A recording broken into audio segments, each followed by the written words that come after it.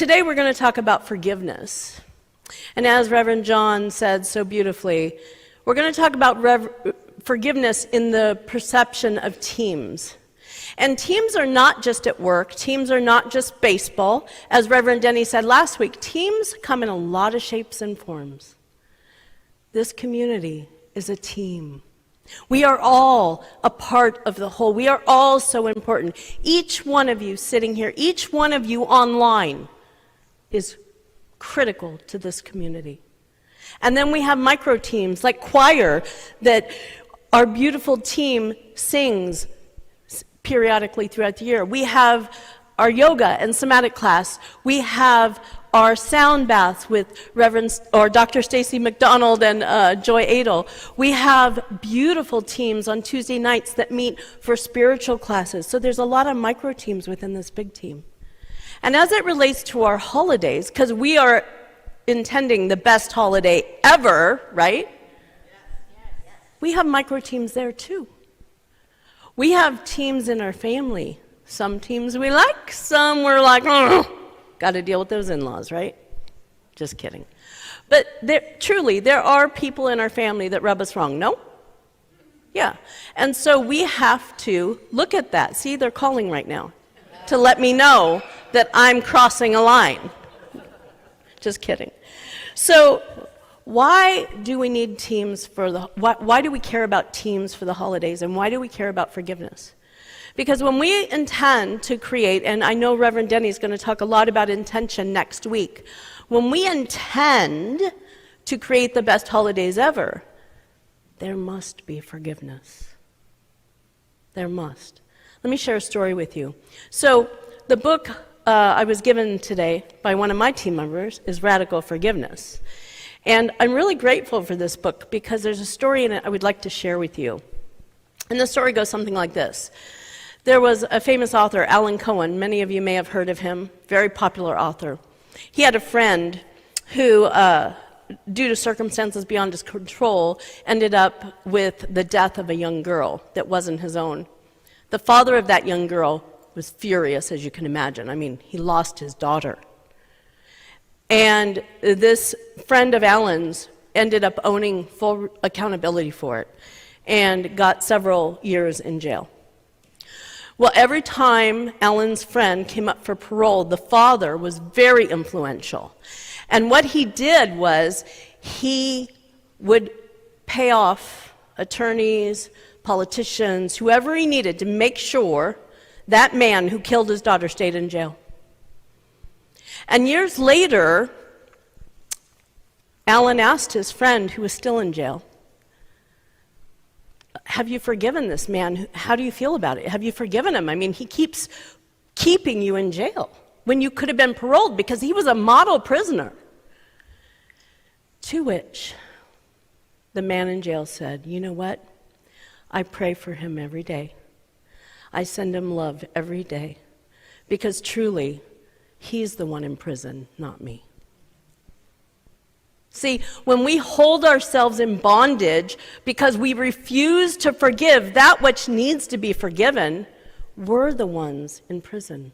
We're the ones in bondage. We're the ones literally shackling our arms and legs and keeping us from being all that we can be. I invite you today to look at forgiveness a little bit differently. You know, Luke 6:37 says, judge not, and you will not be judged. Condemn not, and you will not be condemned. Forgive, and you will be forgiven. It says that in the Bible. It talks about forgiveness all throughout the Bible. So how does this relate to teams? I don't understand, Kimberly. What are you talking about? Right? Well, when you walk into a room, let's say you're going home for the holidays, right? Many of us go up north, go all over, go home for the holidays. And you walk into a room and your mother and sister are arguing, but they're not saying a word. Can you not feel that energy? You could cut the air with a knife, right? So I invite you to understand that we're all energy. We have a responsibility to leave a positive or negative wake. So regardless of what we're going through, it's on us to do our work to leave that positive wake this holiday season. I don't care if you haven't spoken to somebody in 40 years. It's our work to do that work. It's not their work. It has nothing to do with the other person. It has to do with us, right? So there's 4 phases of teams, and teamwork is often talked about in MBAs, which in my MBA I had to take 2 classes on teamwork and leadership. In ministerial school, it's talked about. Why? Because our whole life is about teams. No matter how you look at it, our whole life is about teams. It's about interacting with people, getting along, figuring it out. And so there's 4 phases of teams. There's forming, storming, norming, and performing. Now, those aren't linear. A team can be at any stage of those at any time of the team. So if a team comes together, some teams come together for a period of time, some teams are forever, right? So you could go and you could start forming, everybody's figuring out who's doing what, who's cooking the turkey, who's doing the gravy and the mashed potatoes and all that, right? And then you could move straight to storming because somebody didn't do the mashed potatoes right. You don't put butter in them, are you crazy? That's not healthy, right? So that could go to storming. Then it could all calm down and you could go to performing. Or you could go to norming, where everything's just cool. Nothing's really great, but it's just cool. So understanding these 4 phases of teamwork is important because our forgiveness and the wake we leave of emotion impacts each person in our sphere of influence. And so as we forgive, as we clear the clouds in our head, as one person very dear to me said this week, when we remove those spiritual clouds that are clouding our head about perception, we're able to step into that and be that positive wake for the holidays. So remember, if you want to be forgiven, you must forgive. We are called to. The Lord's Prayer says that, right? The Lord's Prayer says, "Forgive us our trespasses, and we will be forgiven." So the Mayo Clinic did a study on forgiveness. And one of the things the Mayo Clinic said was that forgiveness actually has health benefits. Forgiveness lowers cortisol levels, lowers stress, it reduces anxiety, it helps with mental health.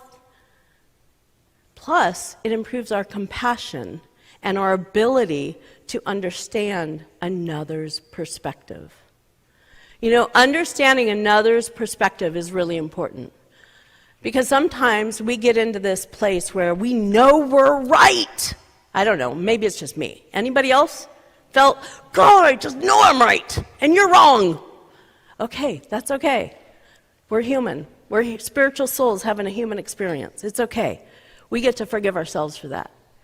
But understanding perspective is really important because perception is reality to most people. I want to say that again. Perception is reality to most people. So if we can understand that perception is reality, then we can start to open up and understand that others might just see things differently than us. I want to share a story. When I was in my 20s, I had a great job as a director of marketing for a resort spa on 5 acres in Southern California. Beautiful spa, set up against the Santa Ana Canyon Mountains, bougainvillea everywhere, you know, just beautiful. 14 mineral pools, a mud bath, massage, kind of makes you want to go, huh? So I loved the job, but my job was to grow the spa. That was the job. And I knew I couldn't do it sitting at my desk. I had to go out and network and meet people and create that community, right? Well, at one point, one of the director of operations, she was a lovely lady, she was really mad at me, and she was like, just being nasty, and I was like, what did I do to her? I racking my brain, what happened? So I went to the CEO, who was my mentor. His name was John Gray, and he's not the one who wrote Men Are From Mars, Women Are From Venus, a different John Gray, but he was fabulous, just the same. And he used to take me for walks. Anytime he had a management issue, he'd take the person for a walk around the property, because it was about 10 acres. So we went for a walk. And I didn't like those walks usually, I gotta tell you, because usually I had to own up to some stuff. So we went for a walk, and told him my problem, and I vented, and I was like, I don't know what I did, I don't understand. And he said, Kimberly, it's about perception. You want to hear what her perception is? I said, okay, tell me. He said, her perception is you're out gallivanting around, going and partying and not paying attention to the spa while she's here working on the operations and grudgingly doing everything every day so hard, and you're not contributing. I said, wow, I had no idea. So I said, how can I fix this? How can I do this? So I went to my dad. My dad was a great businessman. He worked in business for 40 years, worked his way up the corporate ladder, had a lot of skills. I said, Dad, I'm dealing with this perception issue at work. So I sought counsel, right? And he said, Kimberly, do the 515. I go, what's a 515? I don't even know what that means. He said, it's 5 bullets about the most important things you did that can be read in 15 minutes or less. And then you present that to the management team so they know what I'm doing. I was creating partnerships, I was creating excitement for the spa, I was creating advertising, but I wasn't doing it at the spa. So people had this illusion, right? We talk about that in A Course in Miracles, this illusion that I was out partying. I don't know why, but I was a little wild in my 20s. So I started doing the 515 once a week. And wouldn't you know, I had a deep, profound respect from the other managers going forward. And now they started coming to me with ideas. What if you did this and this? You could go here. Oh, I have a friend over here. Oh my. Perception changed like that because I was willing to look at somebody else's perception, right? So perception really is reality in most people's lives. A lot of people aren't doing the internal work to understand that. So because you're here, I'm going to assume that you care about that. And if you care about that, you have the potential to bring that positive wake energy, bring that ability to understand and have compassion for other people's perceptions to this life, to this holiday season, and have the best holiday ever. Sound good? So let's talk about how to forgive. You know, we've talked a lot about forgiveness, but I don't think anybody's ever taught us how to forgive, right? There's actually steps on how to forgive. And it's through radical forgiveness. And I'm just going to read them because I really want you to take this in. And there's a worksheet in the book that I can email you. I have a digital worksheet. So if you decide you want the radical forgiveness worksheet, let me know and I'll email it to you. So the first step is tell the story. So tell the story. Just as you feel it, tell the story. And, you know, you've got journals beside you. Thank you, Surprise Santa, whoever brought those. That's amazing. Use the journal to tell your story. And I want to invite you that when you use the story to write the story, you share it with no one. Do what Abraham Lincoln did. When Abraham Lincoln was really angry at someone, one of his generals, right? He would write a scathing letter, just so mad, and then he'd burn it. Now, I'm not advocating you start fires, okay? But I am advocating just throw it away. Just rip it up. The point is to get that story out, to get those emotions out, to allow yourself to feel, because step number 2 is feeling the feelings. And one of my other friends this week, I asked, we were sitting outside under the moonlight, a bunch of us, and I said, how do you forgive? And this person said, you feel your feelings. And she shared a story from her Montessori school work, because she works at a Montessori school taking care of little 5- and 6-year-olds, right? Our kids are some of our biggest teachers. And she went up to these 2 kids, this little boy and this little girl were having an issue. And the little boy said, oh, I'm mad. And the little girl was like, ugh, and took his little worm and threw it over the fence. And this teacher's assistant looked at them and said, okay, how do you feel? How do you feel? What happened? What happened? Do you see how that could have made him upset? Oh, yeah. Okay, well, would you like to hug each other now?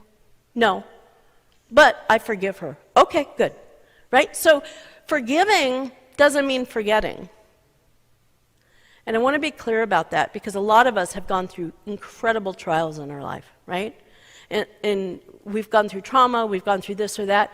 It doesn't mean forgetting. In fact, in radical forgiveness, it says a wise man knows that forgiving is not forgetting. Forgiving is not necessarily reconciliation. You don't even have to reconcile with the person. In fact, you don't even have to see the person. You can forgive on your own. It's an inside job, remember, right? So the next one is collapsing the story. And this one is about removing those spiritual clouds in us, right? So collapsing the story is similar to Byron Katie's work, is really figuring out the facts, what happened, right?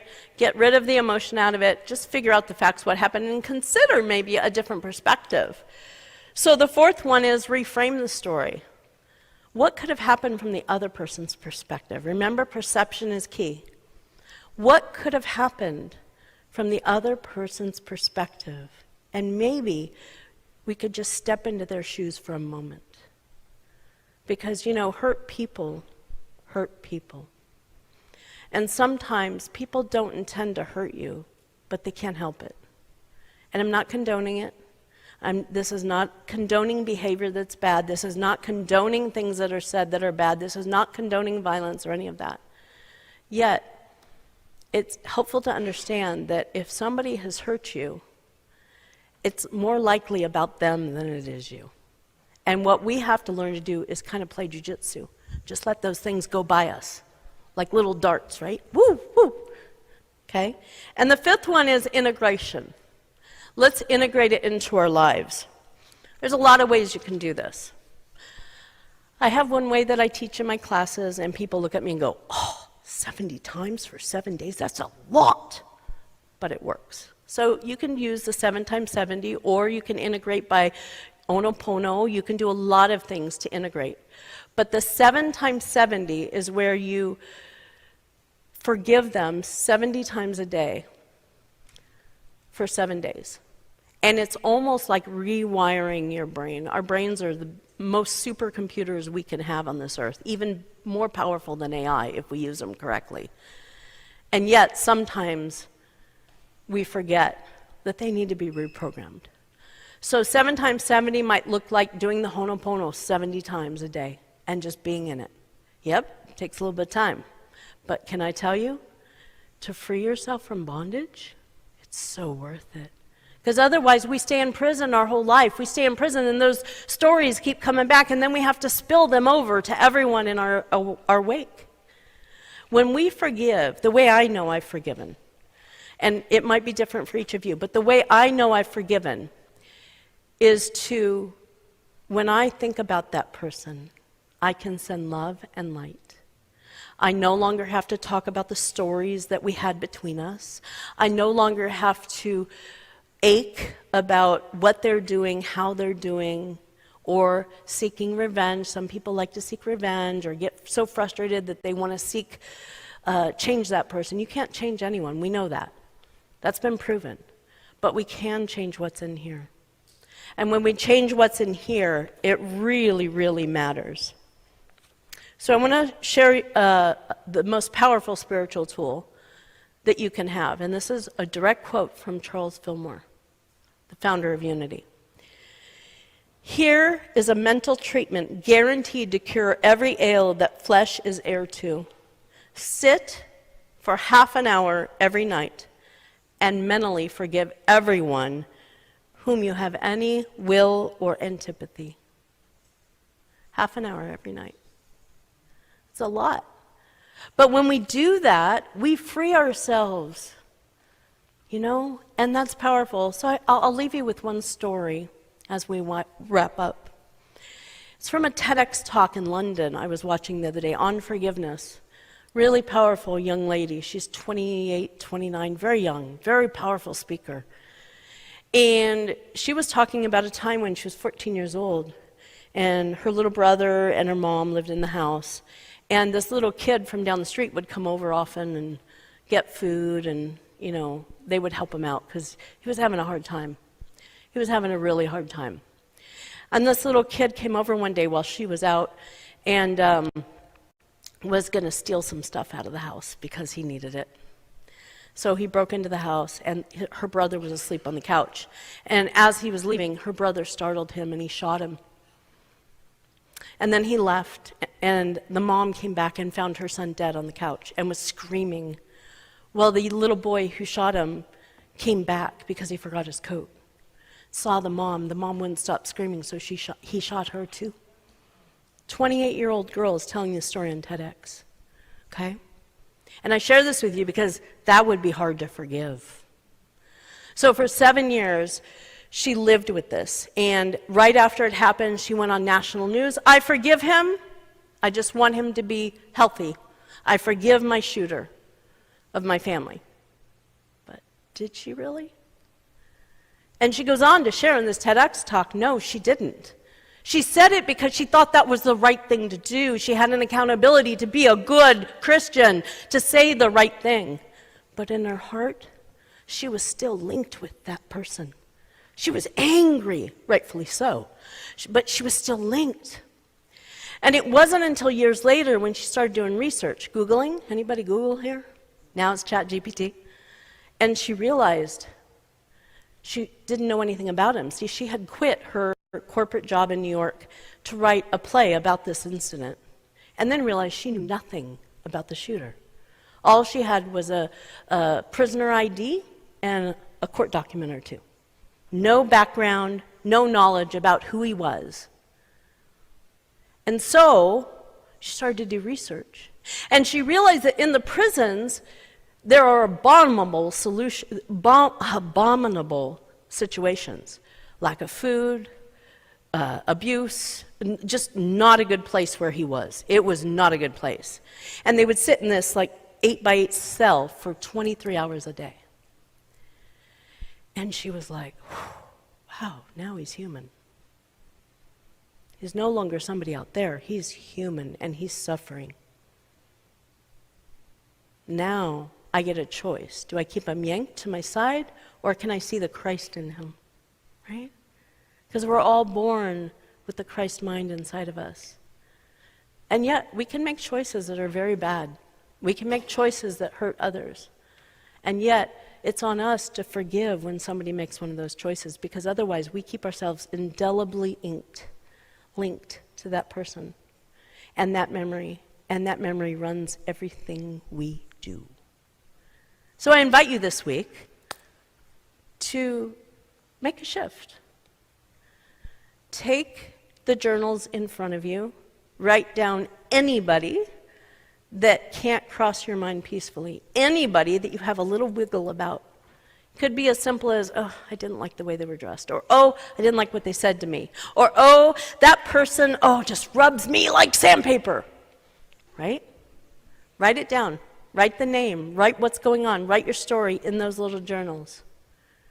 And then as you write those stories, work on your forgiveness before the holidays, so that next week when Reverend Denny comes up and talks about intention, we can set the intention for the best holiday ever. Namaste.